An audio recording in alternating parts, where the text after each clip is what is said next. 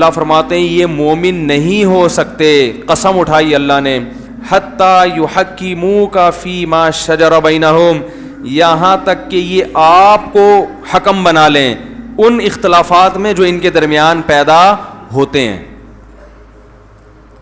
کسی بھی قسم کا جھگڑا ہو, حکم کس کو بنانا ہے, جج کس کو بنانا ہے, محمد صلی اللہ علیہ وسلم. یہاں نبی کی شخصیت مراد نہیں ہے, یاد رکھو, یہاں مراد ہے اسلام جس کی تعبیر نبی سے کی گئی ہے. اس کی دلیل کیا ہے؟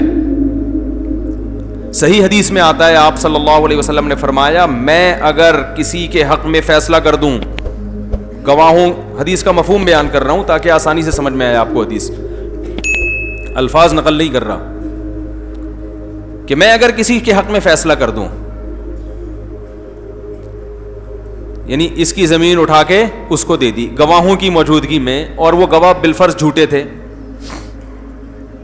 تو میرے فیصلے سے یہ مال اس کے لیے حلال, بولو بھائی, نہیں ہو جاتا. بھائی بعض دفعہ ایسے ہوا, ایک صحابی نے یا کسی شخص نے دعویٰ کیا کہ فلاں نے میرے پلاٹ پہ قبضہ کیا ہوا ہے, وہ میرا پلاٹ ہے. آپ نے مدعی سے دلیل پوچھی, وہ گواہ لے آیا, اس نے کہا دیکھو یہ فلاں کا پلاٹ ہے, یہ یا رسول اللہ یہ اس آدمی کا پلاٹ ہے. آپ نے ان گواہوں کی بیس پہ فیصلہ کر کے وہ پلاٹ اس کے حوالے کر دیا, یا کوئی مال تھا اس کے حوالے کر دیا, اور حقیقت میں وہ گواہ جھوٹے تھے.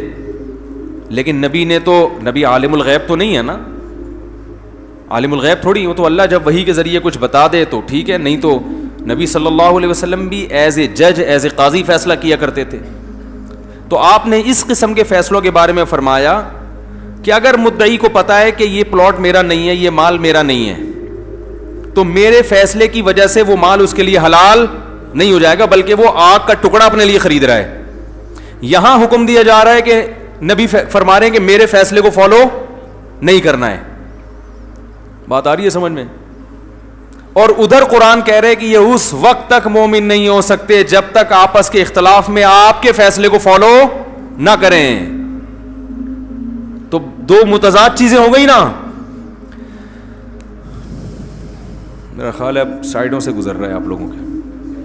بھائی ادھر نبی کہہ رہے ہیں کہ میرے فیصلے کو فالو کرنے سے کسی کی کوئی چیز کسی کے لیے حلال نہیں ہو جاتی, یعنی گویا بتا رہے ہیں کہ حقیقت کو فالو کرنا ہے, میرے فیصلے کو نہیں دیکھنا, میں تو ظاہر کو دیکھ کے فیصلہ کر رہا ہوں. اس میں گواہ جھوٹے بھی ہو سکتے ہیں, جھوٹی قسم بھی کوئی اٹھا سکتا ہے. اور ادھر قرآن کہہ رہا ہے کہ جب بھی آپس میں اختلاف ہو نبی سے فیصلہ کروانا ہے, اور پھر نبی جو فیصلہ کر لیں اس میں دل میں ذرا سی بھی تنگی محسوس نہیں ہونی چاہیے. وَيُسَلِّمُوا تَسْلِيمًا, مکمل اپنے آپ کو اس فیصلے کے حوالے کر دینا ہے. پتہ یہ چلا بھائی دونوں فیصلوں کی نوعیتیں مختلف ہیں.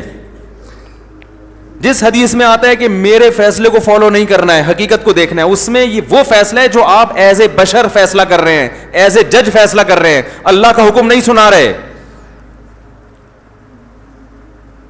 آپ صلی اللہ علیہ وسلم کی دو حیثیتیں, ایک آپ بشر ہیں, انسان ہیں, اور انسان سے غلطی بھی ہو سکتی ہے, درست بات تک بھی پہنچ سکتا ہے, وہ عالم الغیب نہیں ہوتا. اور ایک حیثیت یہ کہ آپ رسول اللہ ہیں, اللہ کا پیغام اپنے بندوں تک پہنچا رہے ہیں. پیغام پہنچانے والا جو فیصلہ ہے اس میں غلطی نہیں ہو سکتی. تو یہ جو حدیث میں آتا ہے کہ میرے فیصلے سے کسی کے لیے کوئی چیز حلال نہیں ہوتی, اس سے وہ فیصلہ مراد ہے جس میں میں ایز اے جج ایک فیصلہ کروں, قاضی کے طور پہ فیصلہ کروں. اور یہ جو قرآن میں آتا ہے کہ نبی سے فیصلہ کراؤ, اس سے مراد وہ فیصلہ ہے جو نبی کا نہ ہو بلکہ کس کا ہو, اللہ کا. اس میں نبی صرف پیغام نقل کر رہے ہوں.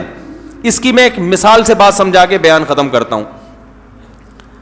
دیکھیں جھگڑا ہوا دو بھائیوں کا, بہن بھائی کا آپس میں جھگڑا ہوا وراثت پہ. ابا نے 3 لاکھ روپے وراثت میں چھوڑے ہیں اور 2 بچے چھوڑے, انہوں نے بڑی تمیز سے زندگی گزاری تھی, ایک بیٹا اور ایک بیٹی. تمیز سے ہی آج کل اس کو تمیز والی زندگی کہا جاتا ہے کہ ایک بیٹا اور ایک بیٹی, گویا کہ فیملی مکمل ہو گئی. حالانکہ یہ فیملی ابھی فیملی اس کو تھوڑی کہتے ہیں, فیملی میں بندے تو ہوں لیکن چلو ابھی تو ہم مثال سمجھائیں گے نا, کیونکہ 6 بچوں میں پھر مثال کیلکولیشن مشکل ہو جائے گی. تو کبھی کبھی ہمیں بھی 2 بچے فرض کرنے پڑتے ہیں مثال سمجھانے کے لیے. تو 3 लाख रुपए अब्बा ने छोड़े, बेवा भी नहीं है और अब्बा के वालिदैन भी नहीं है, सिर्फ 2 बच्चे, एक बेटा और एक बेटी।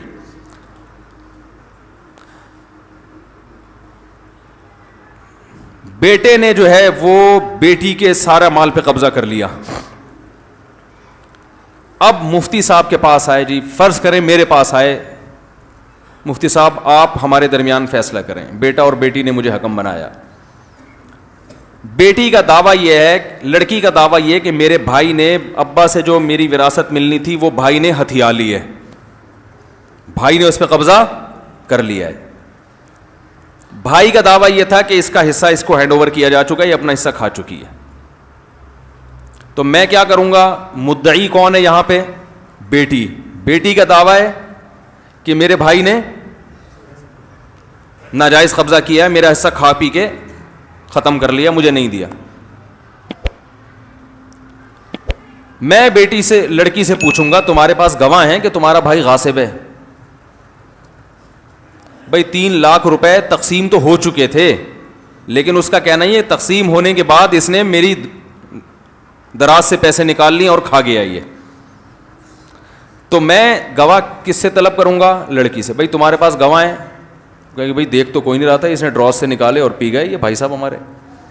मैं भाई से पूछूंगा भाई इसके पास गवाह तो नहीं है, तो तुम कसम उठाओ कि मैंने नहीं खाए। वो झूठी कसम उठा लेता है कि मैंने नहीं खाए। तो मैं किसके हक में फैसला करूंगा, भाई के हक में। भाई यार कसम उठा रहे हो, तुम्हारे पास गवाह भी नहीं है, तो ऐसे ही तो कोई भी किसी पे दावा कर ले। तो मैं क्या फैसला करूंगा, उस बहन से कहूंगा कि भाई आपको आपका हिस्सा मिल चुका है, आपके पास चूंकि गवाह नहीं है, तो फैसला किसके हक में होगा, भाई के। पतली गली से निकलो। ये वो फैसला है जो शरीयत ने नहीं बताया कि इसमें भाई दुरुस्त है बहन गलत है, ये मेरी अपनी जाती जजमेंट है। समझ रहे हैं? इस फैसले की वजह से भाई के लिए बहन का पैसा हलाल नहीं हो जाएगा। अब भाई ये नहीं कह सकता कि मुफ्ती साहब ने खुद कहा है, मेरे हक में फैसला किया है, लिहाजा मैं ये पैसा खा सकता हूं। भाई मुफ्ती साहब ने तो गवाह नहीं थे, या तुमने तुम्हारी कसम पे एतमाद किया, इसके अलावा तो हमारे पास कोई तरीका ही नहीं है ना। तो ये जैसे मेरे साथ हो सकता था, नबी के दौर में भी ऐसा हुआ है।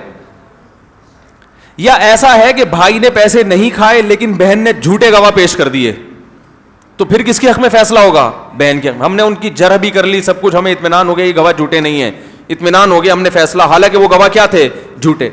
अब बहन 1 लाख रुपए भाई से लेके खा रही है और कह रही है कि मुफ्ती साहब ने खुद हमारे हक में फतवे दिखा रही है। भाई इस फतवे की बेस पर आपके लिए वो पैसे हलाल नहीं हो गए। तो ये जो मेरा फैसला है ये शरीयत का नहीं है। शरीयत तो खामोश है कि इनमें ये हक पर है या वो हक पर है, ये तो मेरी अपनी जजमेंट है। शरीयत ने तो मुझे फैसला करने का तरीका बता दिया कि अलबय्यिनतु अलल मुद्दई वल यमीनु अला मन अनकर। जो दावा करे उससे दलील मांगो, गवाह मांगो, और जो दावे का इंकार करे उससे कसम उठवाओ। ये उसूल शरीयत ने बयान किया, लेकिन शरीयत ने ये नहीं बताया कि यहां इस केस में कौन सही है कौन गलत है। तो ये वाला फैसला जब नबी करते थे, इसके बारे में नबी ने फरमाया कि मेरे इस किस्म के फैसलों की वजह से किसी के लिए किसी का माल हलाल नहीं हो जाता। दूसरी किस्म वो है कि वही अब्बा इंतकाल हो गया, 3 लाख रुपए छोड़े, वो एक बेटा एक बेटी, 3 लाख रुपए। बेटी कह रही है कि आधा मुझे मिलेगा आधा मेरे भाई को, चूंकि हम अब्बा के दोनों बराबर के बच्चे हैं, रिश्ता हमारा एक जैसा है। अक़वाम मुत्तहिदा के लॉ में बेटा और बेटी में कोई फर्क नहीं है।